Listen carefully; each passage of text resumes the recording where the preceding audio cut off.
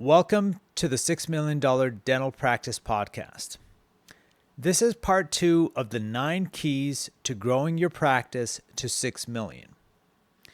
Last time we ended off with key number 5. Key number 6 is boosting productivity. There are 6 key elements to boosting the productivity of the team. Number 1, regular team training. This cannot be overemphasized. Regular ongoing training is key to boosting the team's productivity. This should include overall team training, department training, as well as individual training. Most dental practices underinvest in training. Number 2, having a vision and purpose. The organization must have a clear vision and purpose that the team can connect with, rally around, and support. This cannot be about how wealthy the doctor wants to be. It's perfectly fine for doctors to set ambitious personal financial goals. However, if the entire purpose of the practice is strictly to serve the doctor, you will have limited success. If you want to have tremendous success, you have to dig deep and find a vision and purpose of impact. What is the impact or legacy that you want to have on your team, on your patients, and the community? Make this a clear vision and communicate it often to your team. You also must have a long-term vision, which would be 10 plus years, that is audacious and impactful. This is often referred to as a BHAG, the big, hairy, audacious goal. But you also need to have a shorter 3-year vision. Both should be regularly communicated to the team. For help in developing the 3-year vision, I recommend Cameron Herold's book, Vivid Vision. Number 3, incentives. Beyond base pay, offering thoughtful incentives for team members related to productivity can significantly boost productivity. These incentives should be structured correctly to ensure that the bonus or incentive is only paid out in circumstances that the practice has boosted its profit significantly enough so that it's a win-win situation. You should work off a baseline production, typically based on the past 12 months' performance, then pick a target date above that results in a bonus that is motivating for the provider but still leaves extra profit for the practice. Incentives tied to hourly production are an excellent way to ensure bonuses are only paid on a metric that inherently means profitability has also increased. Number 4, tracking and improving doctor production for doctors and hygienists. Tracking and improving hourly production for doctors and hygienists. Few practices actively and consistently track the hourly production of their providers. This is a colossal mistake. Tracking enables you to monitor each provider's performance. With this information, you can help them set goals and develop strategies for improvement. The very act of tracking itself will automatically help boost the hourly rates. This should be done on a common online spreadsheet, such as a Google Sheet, where providers or the assistants for the doctors enter the numbers daily, allowing the provider to see their progress in real time. Utilizing a common spreadsheet enables the entire team to see how everyone is performing and fosters friendly competition and internal motivation to improve.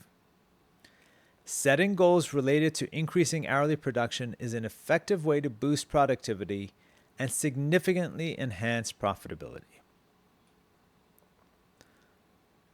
Number 5, tracking and improving percentage booking rate. Another important metric to track and to work on improving is the percentage booking rate. This is an area that can significantly boost profitability. Number 6, setting and tracking goals. Goal setting is imperative to have great growth. Annually, you should set the following goals. Number 1, net profit goal. Number 2, new patient goals, both annual and monthly. Number 3, average revenue per new patient goal. Number 4, annual production goal. Number 5, monthly production goals, all totaling the annual production. Number 6, overall average hygiene hourly goals for hygienists. Number 7, overall average doctor hourly goals for doctors. Number 8, you want to set individual hygiene hourly goals. Number 9, you want to set individual doctor hourly goals. Number 10, you want to set goals for the percentage hygiene booking rate. Number 11, you want to set goals for the percent doctor booking rate. Number 12, you want to have department procedure goals, such as the number of crowns, the number of fluorides, etc., that you want to have accomplished. Ultimately, goals are your compass. They are your driver. If you don't set goals, you're not driving your practice or your people. They are driving you. Be intentional. Goals should be shared at the start of the year, reviewed and discussed monthly with the whole team as well as individual team members. Progress should be tracked and shared. And now we're on to key number 7. Build a great culture and have a strategy for retention of staff. The 7 keys to building a great culture and retain staff are as follows. Number 1, and this is again common with some of the other keys, you have to set a vision for your practice. The foundation of your culture will be built on your vision for the practice and your organization. A vision is basically an audacious long-term goal that is more than just about the practice and your financial well-being. It's about impact. You need to have a big, hairy, audacious goal that is borderline outrageous as it relates to the financial goals of the practice and the impact on others. If you only set a financial goal, you will lose motivation fast as you get close to that goal. You will also not get a team galvanized to achieve the goal. Ultimately, you must first start with yourself and understand what motivates you, what drives you, and how you want to serve others. It starts with you setting your own personal goals in 3 categories. I recommend the Mind Valley Quest, the 3 MIQ, but I will briefly touch on it here. It only takes about 20 minutes to do this exercise, but it will give you clarity, motivation, and drive for your future. It will also help you understand what the vision for the practice might be. So here's the exercise. You go ahead and take a sheet and divide it into 3s. The first category relates to experiences. What are the experiences that you want to have in your life? Number 2, you're going to set goals related to growth. So if you're an individual that has those kinds of experiences, in what ways do you need to grow? And number 3, contribution. In what ways are you going to contribute to others and to society? Now, once you've done this exercise, what you want to do is take a look at your goals, your contribution goals from your MIQ. Think about how your practice can contribute to your goal of contribution. Once your long-term vision is set, you do need to create a 3-year vivid vision for your team to focus their energies on, something that is concrete and tangible. Again, I recommend Cameron Herold's Vivid Vision book, which is also a quest on Mind Valley, to help you figure out your 3-year vivid vision. Once you've determined your long-term and 3-year visions, you must communicate that to your team regularly and rally them around it. Having a compelling vision for your organization is the foundation for a good culture. If you don't have it, your team won't be engaged at the highest level. You won't attract the right people, and your culture will be mediocre at best and more likely poor. Number 2, hire the right people and fire the wrong people. You will never have a great culture if you don't have the right people in your organization. Even one bad apple can completely rot the entire organization. Have a robust, thorough, and meticulous hiring process to ensure you capture the right people. Vision also helps attract aligned candidates. If you discover someone you hired is not right for the organization, for example, if they stir things up, are not engaged, or undermine their leaders, you must get rid of them as fast as possible before they infect others. You want to hire slow and fire fast. Number 3, provide benefits.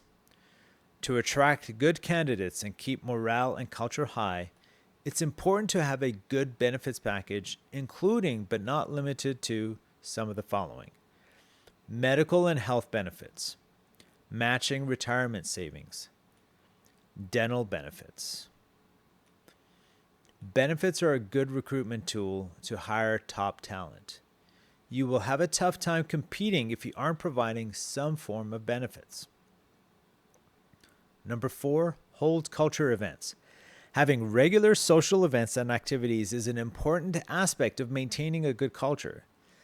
Having fun together is a great way for the team to bond.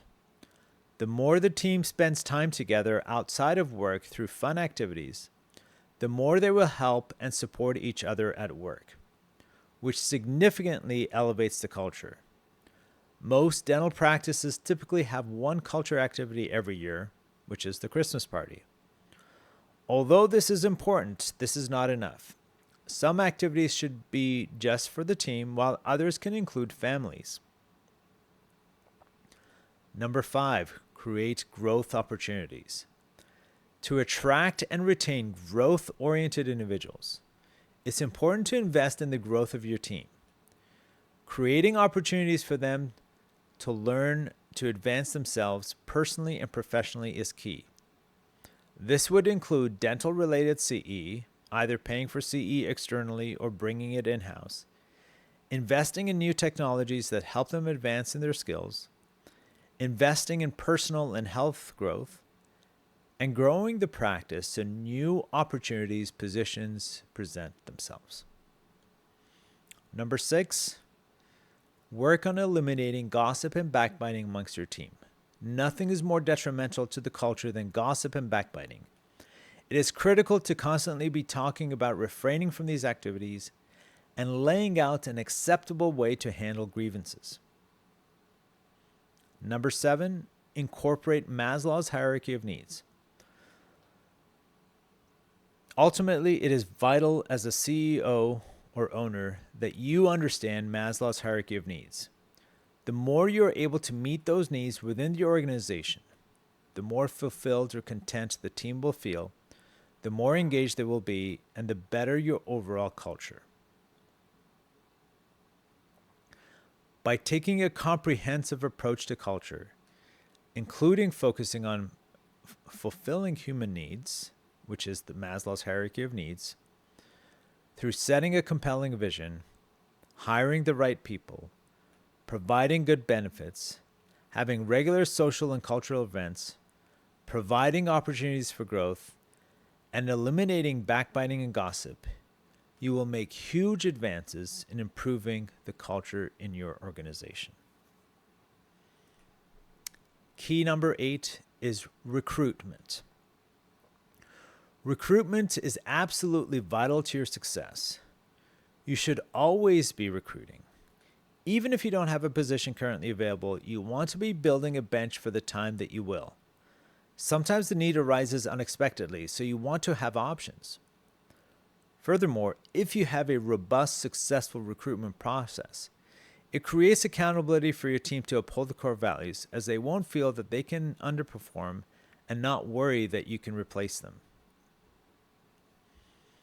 Internal referrals. The best recruits are those referred by existing team members. especially the ones who are engaged and are great team members themselves. When someone is referred, it increases your odds for a successful hire for two reasons. Number one, the team member will likely not refer someone whom they don't believe will be good for the organization. Number two, the recruit is already pre-sold on your practice, so it will be easier to convince them to join. You must offer an incentive to encourage team members to refer applicants to your practice. You should be regularly internally advertising what positions you're hiring for and reminding the team of this incentive. External advertising. Of course, when recruiting, you want to be doing external advertising as well to get more prospects. The following are avenues that we typically pursue.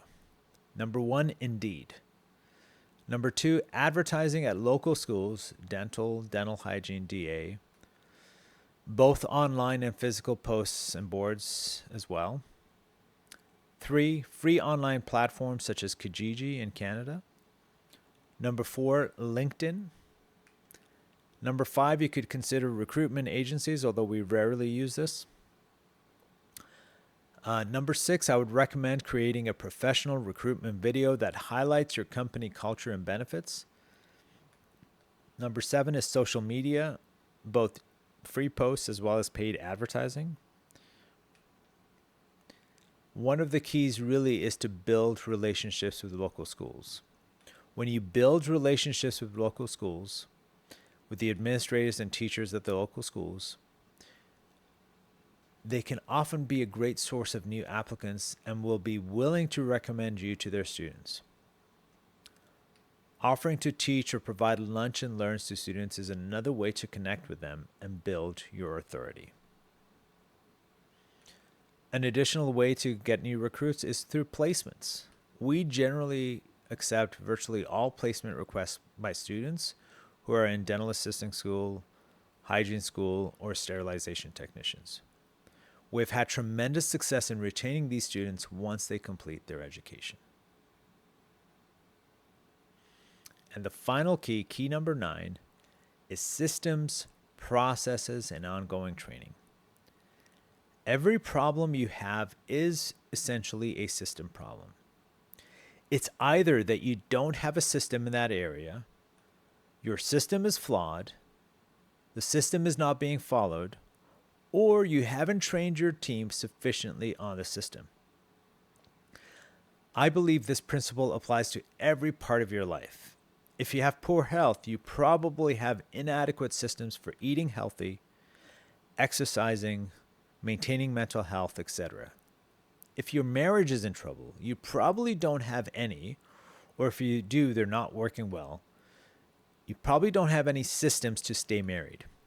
If you're experiencing cash flow issues, you likely lack effective systems to manage your cash flow. If there's something in your practice that is not going well, it is a system problem. Most dental offices either don't have a system for every aspect of the practice, or if they do, it's not working or outdated.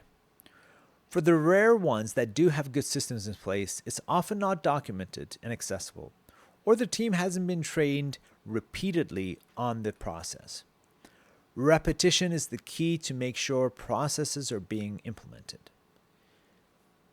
You must take a systematic approach to identifying what systems you need to put in place. Create those systems, document the systems, train on the systems, and review the systems regularly to keep improving them. Ultimately, you have to start with the basics. Think of everything each department is responsible for and does. Sit down with the team members and understand what the unsaid process is. Is it consistent between individuals?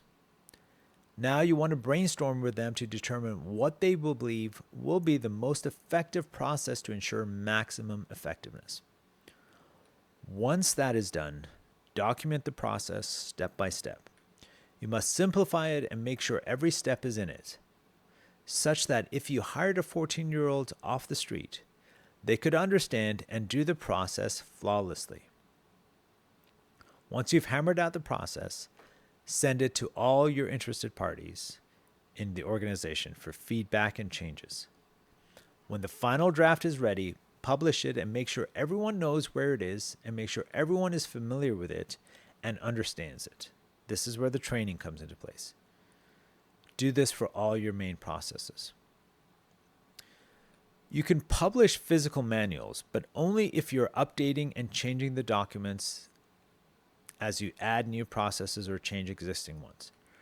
Personally, I believe this is unlikely to occur and you will run into a situation where people are working off of old information because you did not update it by printing off updated documents. I recommend using an online cloud-based manual system that is accessible on every computer from anywhere, that is easy to update and change as needed. I personally use a program called Manula, so if you go to manula.com, you can see what that is, but you can decide which system you want to use. The next critical part, after processes are established and the team is trained, is to make sure you have a process for these to be regularly reviewed by your team. You must have ongoing training on these processes. I personally use an online management system called Absorb LMS, which has been an effective tool for me to build training modules for each department and send them to team members on a quarterly basis. So just some final words. The roadmap to 6 million as outlined will set you on a path to true freedom. The key is to take actionable steps towards that goal and follow the template. If you're ready to change your life and would like more in-depth knowledge or training to achieve your goals and dreams, I invite you to visit www.6million, that's 6 with the number 6, million.ca. You can also follow us on Facebook, Instagram, and TikTok, as well as YouTube, for daily tips and insights to growth. On the website, you can sign up for our free newsletter. We also have some other free tools and gifts, as well as gain access to our blog and podcasts. Looking forward to welcoming you to our growth community.